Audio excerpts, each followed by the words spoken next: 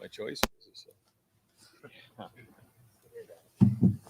All right, folks. Welcome to the first lightning round of the year. All right, the new kid on the block, Stefan Krishnak from Cleveland.com or something close. I'll get it. Ryan, you got this chance through camp to kind of evaluate some of the moves you made this offseason, the players you brought in, staff changes you made. How do you feel going into this season about kind of taking care of that unfinished business? Do you feel like you're at the offseason to put yourself in the spot to reach those goals? Yeah, I mean, coming out of preseason, you want to have some of your questions answered for sure. You want to have them all answered. You make assumptions, based on what you see in preseason, and then once you get into the season, you figure out what those things are, and the ones that are accurate, you keep enhancing. The ones you don't, you just you got to address, and I think that's what we got to get done here as we head into the first couple games of the season. I think we had an opportunity to build some depth at certain positions, which is important. As you said, what is the season going to look like? That was one area that we knew we had to build in the offseason. We felt like we did that in terms of the talent acquisition and the roster, but you also have to go on the field now, put it on the field, and work on the techniques and the fundamentals that we have to go put on the field, learn the scheme in all three phases, which started back in the spring, but we'll find out here once we get going, but yet to be seen. But I feel like in this preseason, there's been an edge to our team. I feel like we've been consistent. I think it's been back and forth, offense and defense, which is usually a good sign. So we'll keep grinding on this thing. We got a mock game going on Saturday in the stadium, and then come up for air on Sunday and start game planning for Akron. Austin Ward. Felt like maybe a week ago that Tegra was close to earning a starting nod. Has that solidified, you think, this week for the group on the offensive line, or is that going to carry over the next week? Yeah, I think he's definitely going to play at guard. Whether he starts, we'll probably decide here coming off of Saturday, but he's definitely going to play unless something drastic were to happen. I think he's earned that opportunity.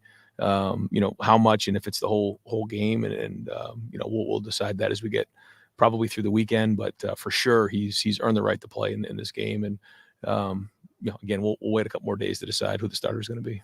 That position feels so much different than the quarterback. Maybe you could right rotate throughout.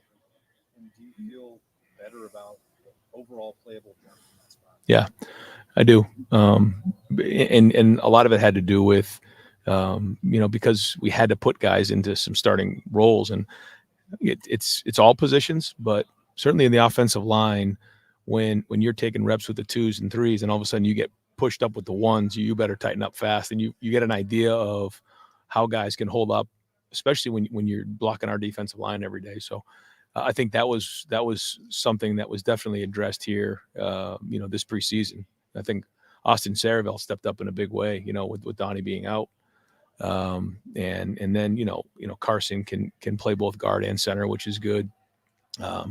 And we've actually, Zen has done a nice job as well. But it was good to see Austin, he moved from guard to tackle a couple times. And even with the 1s, he was in there battling his tail off. So I think we have built some depth there. But again, we got to go play some games and see where we're at. Rob Aller. Ryan, what's the main thing you want to see out of the O-line that maybe you didn't see last year? Yeah, again, whether it's whatever happened last year is last year. But I know that the message to our offensive line is we want to be the hardest playing offensive line in the country. We got to play with technique. But at the end of the play, knock the line of scrimmage back and play with your hair on fire as hard as you possibly can. There's a lot that goes with the playing in the offensive line. There's a lot of communication. There's a lot of things that have to get into place. I think Seth has done a nice job of communicating. He understands the offense better now. He takes control up front and brings everybody together, which is great. But to me, that's it. Now, we could list a bunch of other things, but to me, we've got to move the line of scrimmage. We got to be just playing with our hair on fire and knocking people back and playing physical. And that's to start the game. And that's to end the game. This is a destination spot for wide receiver, quarterbacks, for DBs, maybe not for O-line. Do you see that differently? And how do you get over that hump? No, I don't see it that way at all. I think, we'll see what we got this year, but I feel like, we got some really good young players in the system. I think that, we should have the best offensive line in the country. That's the standard here. It has been for a long time. And, And so, we'll keep pushing towards that this year. And, I think, everybody in that room would tell you the same thing. Tony Girdman. Ryan, how's the situation at will linebacker shaking out right now? How do you foresee that going next week? Yep. So Sonny has really stepped up and played well. He's made this transition from safety to linebacker very well. I think he did a nice job in the spring, but you could definitely see as he went into the summer, just bigger, stronger, being more comfortable, closer to the line of scrimmage. It's different when you're closer to the line of scrimmage. He's doing a better job getting his hands on offensive linemen and getting off of blocks. Using doing a better job with his hands. I think he understands the communication. The linebackers always have to be involved with the front, and they got to be involved and fit into the back end. He's doing that.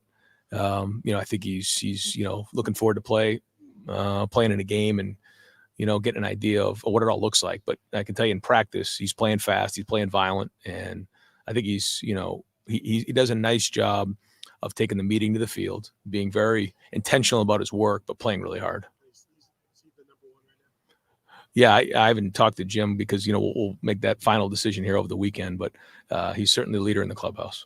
Can you tell Ryan, Seth Paul, can you tell he's been there, done that? Is he projected that to the offensive line? You're still on the standpoint, a grown man. Yes. How does that just come about? How does that show up? A bunch of ways. It's just poise. It's not getting rattled when coach barks at you. It's okay, I got this. Let me get it under control. It's seeing something in practice and being able to adjust on the move. It's being prepared when you walk on the field. It's recognizing how hard you have to play at the position. It's kind of all of those things into one. But he's got great communication up front. He talks to the guys. He's moving quickly in there. And when you have experience like he has, the game seems to slow down at times. Yet, he seems to be playing at a fast level. Spencer Holbrook. Ryan, you've seen a lot of true freshmen get on the field at wide receiver.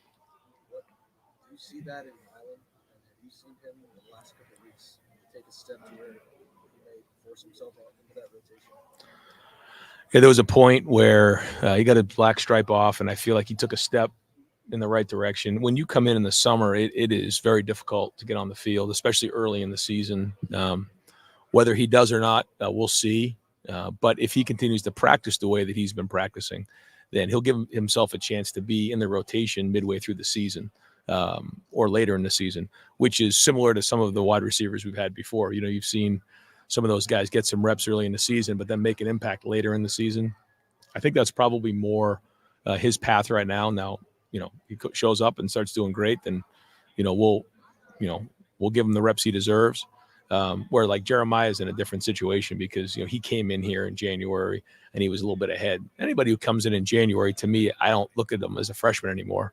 They've been here, they're in the program, and we expect them to contribute. Stephen Meads. You've been living in it for a while now, but you've had 2 scrimmages and you have 2 assists on the mock game on Saturday as well. Now that you're not calling plays, how do you see yourself spending your time during those scrimmages, and maybe are you picking up on things that maybe you weren't noticing before just about your team because you're not head deep into a play sheet as much as you ever? I'm still in there, right there, talking and communicating. But in the scrimmages we've had, it's been offense versus defense. So I've mostly been on the offensive side, still kind of going through all those types of things. And there's a lot to work through this year, just with the play clock, and then. What I mean by that is, the coach-to-player communication inside of 15 goes off. Just there's a lot of things that go on there, and we don't really get notification on that. So I'm trying to, just help Chip with that and some communication that way, personnel. But I'm going to be very much involved with special teams. I think with the 2-minute warning, there's some strategic things that are going to go on at the end of half in the game that I got to really be involved with.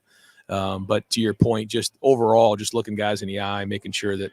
They got the right look in their eye, that, they understand, with the situation, what's going on in the game. I think that happens sometimes with young players, they're just like playing the next play, and that's not how it works. We'll get to win the situations. And so, all those things will come into play and making in-game adjustments, being involved with on all 3 phases, watching, the game on a tablet to try to identify what happened in the last series.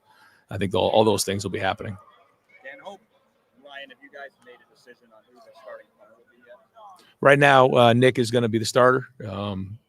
That competition will go into next week. But right now, as we head into the weekend, he is the starter. And the plan is for him to be the first punter to go out in the game on Saturday against Akron. What has he shown you to earn that job? Yeah, he's got a strong leg. He's made it a good transition into the country, but also just playing football and not Australian rules football, which is very, very different.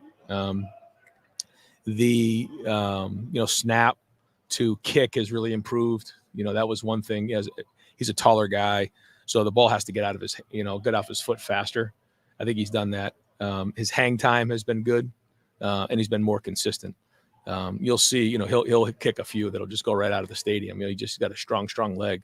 So we're looking for that consistency. He's shown that here most recently. So he's got the upper hand right now. And last question, Jeremy Birmingham. Ryan, I don't know if it's because Will maybe took a little bit longer to make a decision in December than some of the other top-of-the-line quarterbacks did, or because maybe there was a thought he wasn't going to be the starter at Kansas State this year. But it seems like people have viewed him kind of as a game manager type of quarterback. After 8 months with him, where do you see his ceiling, and what is Will's special trait to you, and where do you see him taking the ball? I see a bunch of traits there. I think the first trait is size. He's big. He can stand in the pocket, and he's strong. That's the first thing you notice about him. Again, whether it's standing in the pocket with poise, I think that's another trait that he has that's excellent. He feels the rush, but he stands right in there. I think the next trait is just his top end speed. I mean, he can run 22 miles an hour at that size, which there's not a lot of guys who can do that. So I think that's an extraordinary trait. And I would say his overall leadership, command in the huddle is another, something that he's really, grown into in the last few months when he's been here. And then his accuracy, he's been very accurate since he's been here. And when he knows what's going on and he can anticipate what's happening, I mean, it looks right. You just feel it. And he can hurt you, a bunch of different ways. So, his ceiling, that's going to be kind of, up to how he plays this season. But, I see a player who has a lot of great skills that, translates well to the next level. So, we'll see. But I know his first focus is on winning games around here. Coach, thank you very much. Yep, you got it. No problem. Folks, we have Tegra Shabola on the goal line and Donovan Jackson on the 10.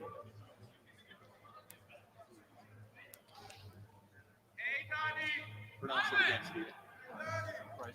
Price. We're going to cover him this season. Yeah.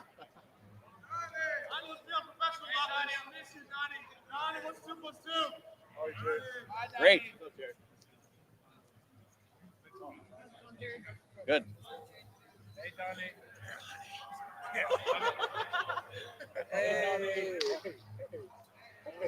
374. Hey, Donnie. 374.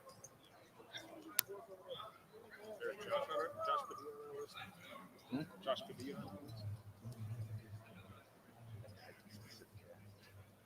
Severo. Simmons walked all the way around the wall.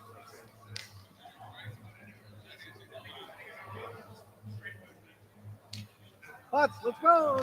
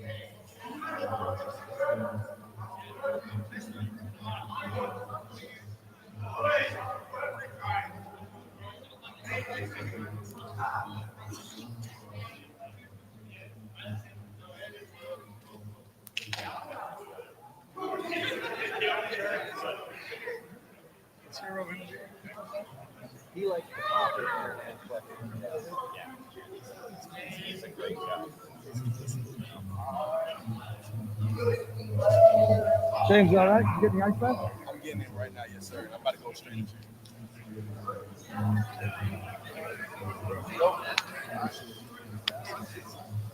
Good, Colin.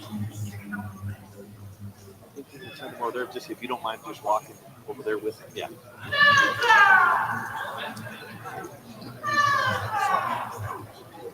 You got some time? shower first? You can, if you'd like. No problem.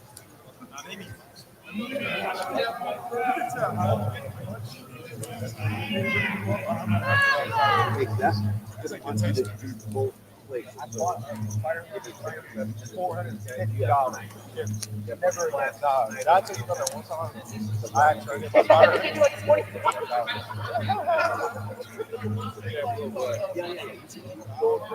shower if you want. You can do it after. Okay, it's a little wet. I'll just change up here shorts. Yeah, whatever.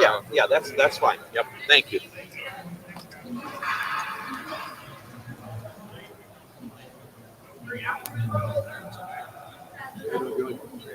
Good.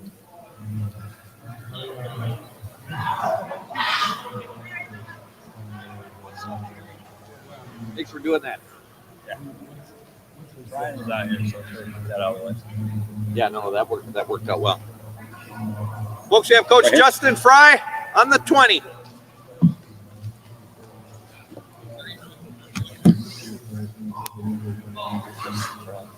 Just don't ask about the cat. I wasn't going to. I'll ask you about Tegra. There we go. Ryan just said that he didn't name a starter, but he said Tegra's going to play. He's earned that with the way he's performing. What have you seen out of him in the jump? I think his confidence and how he's playing. You know, that once again, like as you get older as a lineman, the game slows down. I think it's really starting to slow down for him. Using his physicality, using his size, using his strength has been showing up a lot. And so, yeah, he's been getting thrust in there. And the beautiful thing about this place, as always, is the guys he's going across with Tyleek and Ty and Hayro. And I mean, we've got some dudes over there that are showing up. And so when you're practicing, you're getting real reps. And so you can examine the good and the bad and what happens. You know, why did it work, and keep doing it? And when you get beat or you give something up, why did that happen as well? And he's when he's been thrust in there, like he hasn't backed down, and he's doing some good stuff. Obviously, the con of having a sickness run through your room for a couple of weeks is, maybe get to build the continuity you want to build. But what's the best thing that came out of that? Finding, I think I told you guys through the spring coming out, felt like we were going to be able to get to 8, maybe 9 guys that you feel like could go in the game and play for us. And so those guys that maybe would have been a little lower, got less reps, started getting those. The second thing that showed up too, I mean, there was at some point now where we had guys double dipping in camp, which you normally don't have. That's a springtime thing in the fall. And it brought out a little callous and toughness of some guys that honestly, like, you'd hoped was there and we hadn't seen it, and we had a chance to see it, And so, yeah, because nobody cares. We got the sickness. We got to practice. Can you go 3 groups? Coach, you got it. We'll figure it out. The guys, they didn't back down from that. And like I said, some of those young guys, getting multi-position flex reps, that's all positive. Yeah, you'd like continuity. You'd like to know, here's the 5 and here's what we're going with. We just didn't have that luxury. And right now that was okay. You got George Fitzpatrick on the goal line. Right now. Yeah, solid working to that number right now for sure. What more, as far as the right guard spot, Tegra's going to play, what more do you need to see to finalize, maybe who starts there? What do you, in the next 9 days or so? I think consistency from whoever's in that spot. The riding the roller coaster of, like, you do something really well and then the next play something else shows up and it's like, where'd that come from? So getting those out, but then also being able to still throw in Carson and throw in Luke and have Austin slide over and play some stuff too. I mean, that's where I said, back to the original question, like that's really built some confidence and, who can go grab it and hold on and be the guy. But we got a lot of guys that are fighting right there. Justin, I asked Ryan this a week ago. Is the third tackle maybe Tegra? Because you guys have more depth seemingly on the interior than on the edge. Is that off base? How do you view that? Yeah, no, I think but because of the sickness, because of what's went on, I mean, George and Zinue have played their best football of their career since I've been here. So the same, that's why you say you start building depth and looking at those guys like, they've put in real reps and gotten real reps versus real guys to where, I mean, a guy like George, like he's going into year 3. We all want it now. That's maybe not the case all the time. So for him to get those real reps and show up. So no, I think we've built depth at the tackle. Like I said, I'm naming those guys. We've even had Ian Moore's had to run out there and play some 2 reps. Look pretty good for a guy that's not even been here a year. So I think the positive of that has been, it's been visible. How different is that from what you guys went through last year, where we had one of your starting guards was the backup tackle when you're back? How different is that this year? What is that feeling like for you to see these guys develop? What a year. Well, I think it's not for me; it's for them. Like those young guys, like you said, like you got a guy like Tegra, like he's put in a lot of time and a lot of work, changed his body, done some stuff. Carson got here at 255, 259, and now he's a 300-pound guy, and he's a 12-game starter under his belt, and he's battling and playing and doing some things. So I think for them, when it starts bearing a little fruit of the things that you do tell them when you're coaching them, like if you work this technique, you work this fit, you work this communication, then this is going to show, and so from a coaching standpoint, yeah, it feels a lot better when you're not looking around like, oh, hell, you put your right hand down now. Now, like I said, we had the sickness going back around, and it was, hey, just slide out, slide in. Hey, you're gonna 2 platoon and go both guards today. You got it, coach. And that was good for both parties. As a coach, where we could still practice, and then for the kids, getting really good reps that way. This unit's taking some criticism. Is there a way you can work that to your advantage? Sort of psychology. I mean, Yeah, Donovan just was like he didn't want to talk. Yeah, just flip the calendar of an offensive line unit anywhere. You're going to take the criticism. I think the maturity of these guys is probably what sounded or showed with Donovan. I wasn't over there, but like he had to hold his tongue. Okay, that's our position. That's who we are. That's when you want to coach this position or play this position. Like, you're going to take those. So I think the maturity and the growth of those guys, understanding what they need to do, why they need to do it, is going to pay dividends when we get on the field and start playing in the games. What do you want to see differently from last year if you had to name one thing? We're playing more and continue to play more like linemen and not lines on a page. I think as young guys and new guys, you get in, you're kind of like, all right, who do I have? Oh, I got Berm. Okay, I'm going to go get the Berm. Right. No, blocking you. I'd want to block you. You're right. I'd want to block him. Right. You can block okay. him even with your banged up. Thanks, guys. But just trying to not screw it up or get there, figuring it out, schematically or whatever. Or now the ownership and, all right, we're going to Berman. This is how we're getting here, and this is the technique I'm using. That's showing up a lot more with the guys. And like I said, that starts bearing fruit because you're not blocking a pop-up dummy. Like we do pods, we do individual with Larry's guys, and you got good on good, and it's showing, and that's the positive, to where as a coach now I'm sitting here feeling like, yeah, feeling better about it because we're doing it, and they're doing it because they understand it, and they're not just saying, I'm a line on a page, I got to go block the nose guard.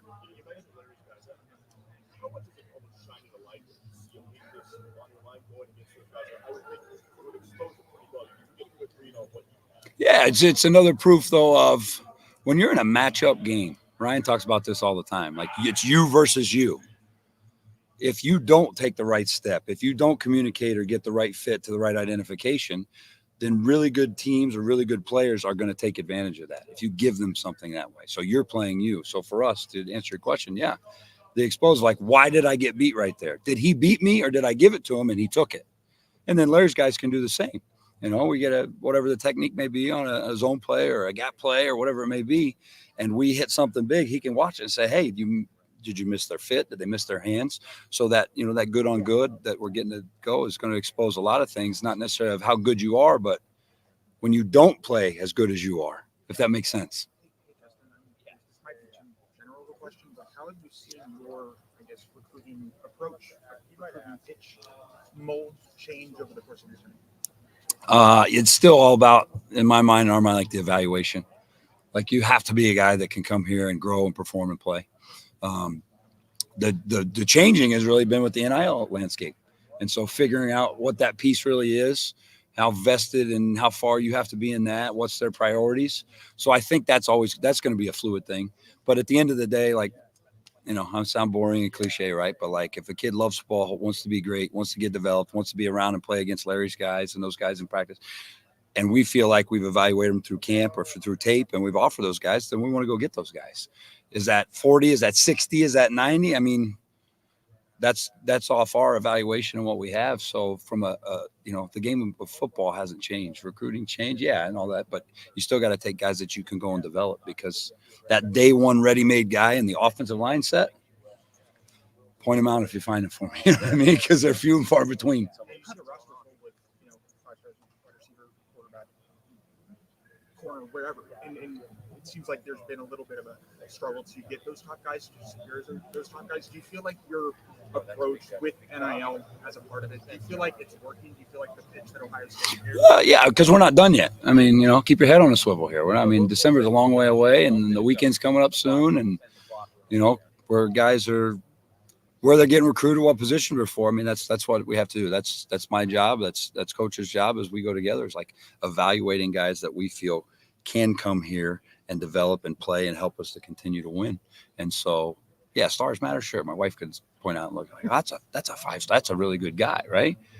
But as I said, that pool of linemen is not as big as some of the others. Doesn't mean we shouldn't go get them. It doesn't mean we're not working to go get those guys. And like I said, doesn't mean that we're done either. Right. It's a long way to December too. So how do you turn this into Couple more a questions, destination spot? Does one superstar guy that ends up going to the NFL, is that the startup pipeline, or is it hard to really get this to be a place where you're getting those guys you absolutely want? Yeah, I mean, I think you just look at the recent history all the way through, or all the stickers on the wall in there. I mean, we had Paris. He was your national 5-star guy, right? But then we had two other draft picks there that DeJuan wasn't a 5-star guy, right? Luke wasn't a 5-star guy. They're good players, and they got developed. Those guys before I got here, all the guys on the wall. I mean, yeah, you'd love to go get all of those guys, but do they fit the next up round guys of the 4-star guys? Are they really a 4-star? Do they really fit? Do they really want to do that? From a pipeline, though, no, you just look on the wall in the room, and you've seen all those guys that have come from all different levels. Justin, where do you see the evaluation now? When you're dealing with so many people wanting to hear before they even play the game as a junior, I need an offer from Ohio State. Like, it seems like the process has just kind of lost its way of being about evaluation, right? And it's about attention in a lot of cases. But how much harder does that make it for you when you're looking at a kid who's got the size that you're looking for, but maybe the film isn't there, maybe the camp performance doesn't look. How do you get him to understand? Yeah, I think you got to feel through the relationship with the kid, maybe the relationship with the coach, and just being frank and honest with them. I'm not smart enough to tell this guy one thing, this guy the other, and circle back. And then all of a sudden you come back and it's like, what was the message you gave here? Just trying to be as straight and communicative as you can. I still don't think, though, you get into early junior year, first 2 or 3 games, which we're going to do on guys that we felt like were right there and needed to see. That's when the next wave of offers and recruiting stuff goes into. If a kid's just looking for a check mark on the internet, yeah, I've probably failed at that my entire career early on until you know that they're a Buckeye. You? I would love to block you, Brum.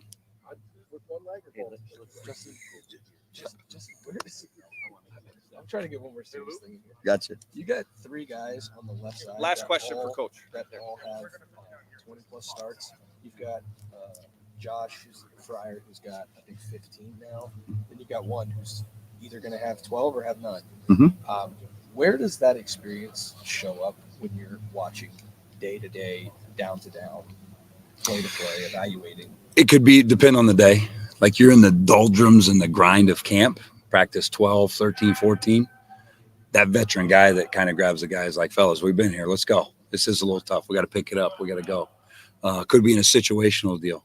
Spence, where it's like, hey, we're going to third down period. Well, it's not just another play. Hey, it's just third down now. They're coming over the walls. They're blitzing. Watch the picks. Watch the twists, whatever the patterns may be. And I think it'll show then in the games when we hit the first real adversity through whatever game or whatever quarter or whatever drive that shows up.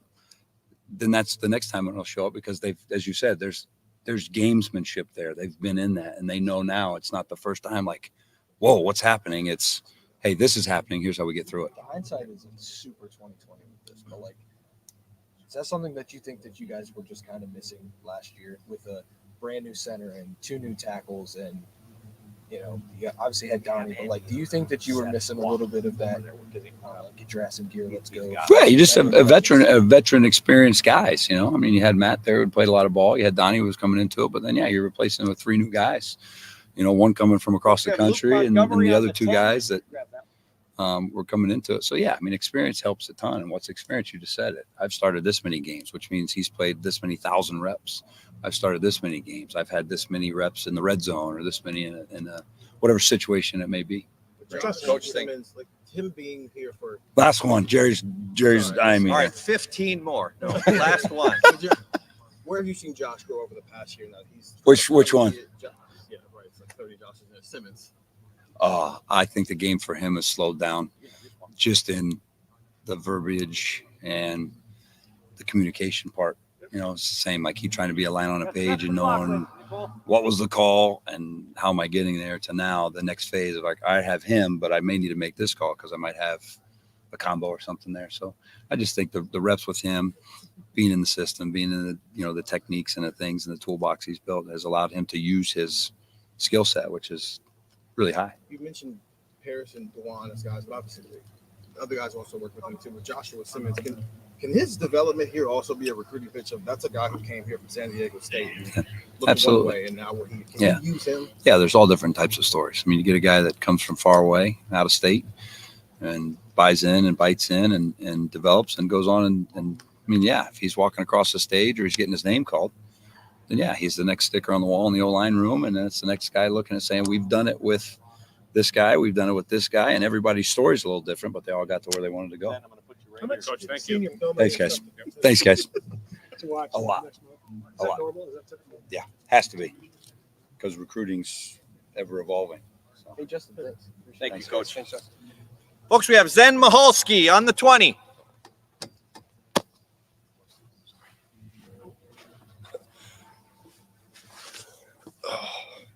What's going on, guys? Zen, you're getting some praise as a guy who's kind of stepped up a little bit in these last couple of weeks. What has that been like for you, the progression? And seeing some guys get sick has kind of allowed you to get a few more reps. Yeah, it was a really good opportunity. Obviously, we had some illness. I mean, like something you can't avoid. You kind of just, you know what I mean? I don't know where it came from. It's just some random, another obstacle. But I took a lot of extra reps. We just had guys sick. You never knew who you were going to have one day. I felt like someone was getting sick every other day. But I think that I took advantage of my reps, and I'm really happy that I was able to do well with that and reinforce the coaches with my ability. You know that there are 2 returning starters at tackle. You get into like this phase of the offseason where it's like those guys are so good right there. But what is it like for you day to day to keep working and understanding that like you are quite literally 1 play away, maybe more than any other point in your career? Just focusing on myself continuously. I feel like I can't just be focused on all these guys in front of me. Like I'm gonna like turn stuff off. Like I don't care. It's a big because I know it is 1 play. Like it could be second play of the Oregon game. I got to go in. I got to play. We got to win this game. Like you know what I mean. So that's kind of how I approached it the whole offseason, especially with some exit meetings with our coaches in the spring. That's how we wanted to attack it. So that's kind of how it's been. How much more confident are you in going in the second play of the Oregon game than if you would have been asked to go in the second play of last year's Michigan game? Like how much different do you feel right now? Definitely a lot more confident. I've had much more reps, a lot like reps on reps, like a whole nother spring ball. And I got back on the side that I'm more comfortable on the left side. And I just feel like I've had a whole year at that spring ball in camp. And I've had a lot of reps with the ones, obviously, because of stuff that's been going on during camp. So I feel good about myself. I feel much better than I did last year. Oh, it was awesome.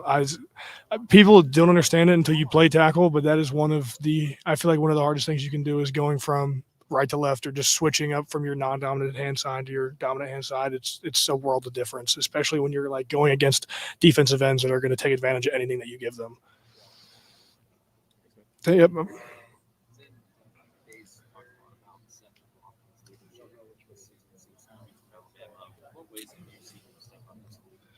He's a dude that you kind of look at, and he's really smart. And I trust a lot of what Seth says. So a lot of the time when he gets up and he has something to say, I'm like, okay, we're going to take this seriously because I know that Seth means this.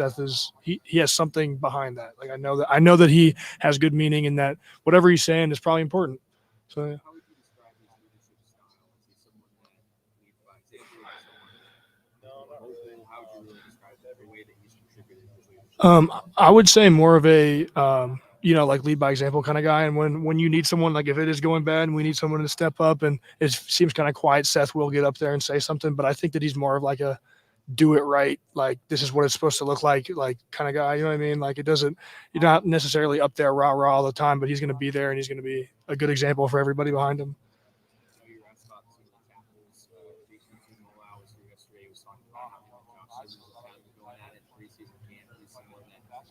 JT has seen his athleticism, what have you seen from Josh this week? Definitely Josh is a super athletic guy. Like seeing him, just battle back. He was sick for a little bit, came back. He's just doing a good job. He's doing Josh Simmons. He has incredible athletic ability. So I feel like the sky's the limit with Josh.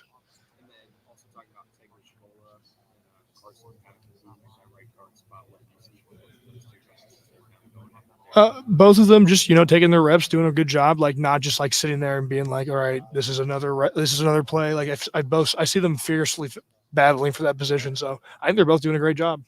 Zen, where have you been practicing primarily? Position or left tackle? Left tackle. Mm-hmm. Okay. Has that been your natural position pretty much? Yeah, I played left tackle towards the end of my high school career. I played it all the way up until the spring of my junior season here. And I went to right for spring ball, a little bit of camp, and I went back to left. I think that I'm much more comfortable at left tackle. The spring before this spring, so my junior. Yep. Were you right tackle all of last season, like throughout the year? No, I played left. Yeah, most of my time here has been left. I'm very, very much more comfortable at left tackle. I'm left-handed. Like everything I do, I've been playing left tackle. I'd say that. Yeah. Are you really? Yeah. Yeah. Chip made the comment about wanting 10 guys, if possible, because you guys are going to need as much depth as possible, especially when it comes to the offensive line. Do you think right now your room is at that point where you probably legitimately platoon, like, and not just kind of at the end of the game type thing, but really throughout the game and get some meaningful minutes? Yeah, like with all the stuff that went on during camp, like a lot of guys got a lot of reps, and I feel like a lot of guys were able to step up and show that like they were reliable. Like there were days that we didn't know who we had going into practice, so it was great. I think that genuinely, I can honestly full-heartedly say that we have good pieces in our room, and we have depth. More depth than I feel like we've had since I've been here. I think that would be something that you guys would be able to kind of cohesively agree on. Like, it's like, okay, second unit, let's get in there. It's, end of the first quarter, second quarter, whatever the case is. And some people may not get, like, kind of touchy about, I got to come out of the game. You guys have that kind of, like, relationship, if you will, to be able to agree upon something like that? I feel like our room has a great relationship. I feel like that everyone's best friends, you know what I'm saying? Like this is one of the closest, just rooms I've ever been in. I feel like we've been together for so long and all the young guys have been coming along. So it's been good. I'd say, yeah.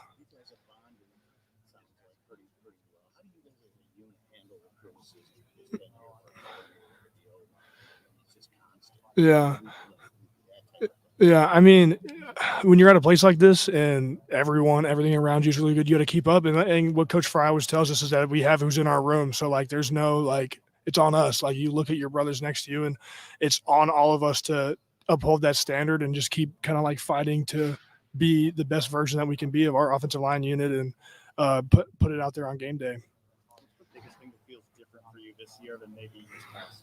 I would say confidence and just comfortableness. And then I'm in my fourth year. I'm back at my just playing left tackle. I'm having a good time. I've just been, I feel like I've just been genuinely having fun with it. Not taking it seriously, but like it's at the same time realizing that like it's football. And I feel like that has almost relaxed me. I've been able to play faster. I've been able to, just be more comfortable. What do you think it is that instills that confidence in you? Reps.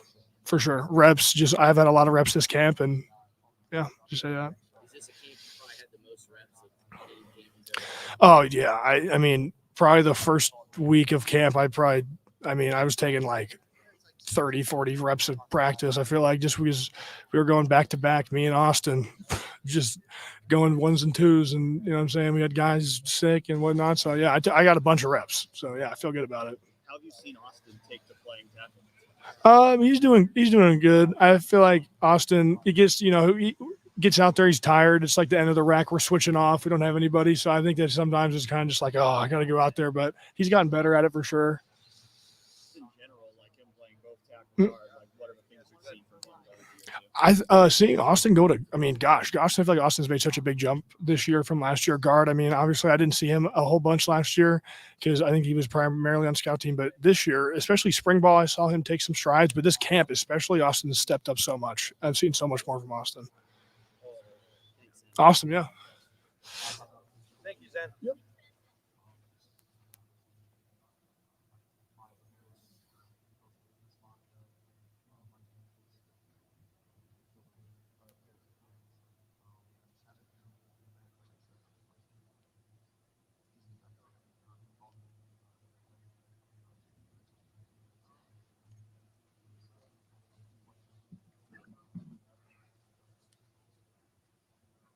Thank you very much.